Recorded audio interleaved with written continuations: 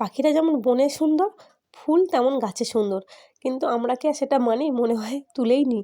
তো দেখো আমাদের মেচকা ডালিয়া গাছ নিয়ে এসে এত সুন্দর একটা ডালিয়া ফুল দেখতে পাবো বাড়ির মধ্যে, ভাবতে পারিনি।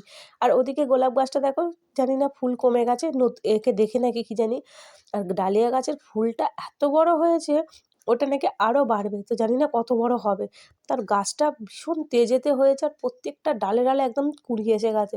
যখন মানে সব ফুলগুলোই ফুটবে, তো দেখতে দেখবে অসাধারণ লাগবে, তাই না? আর গাছটা দেখো কতটা একদম হেলদি আর তেজিতে বেড়েছে।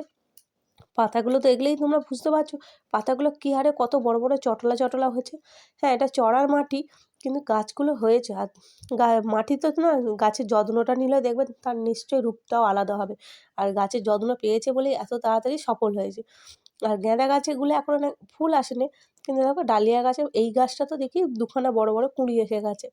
তো যখন সব ফুলগুলো একসাথে ফুটবে, কত সুন্দর লাগবে বলো তো? সেই অপেক্ষায় রইলাম, তোমরাও থেকো।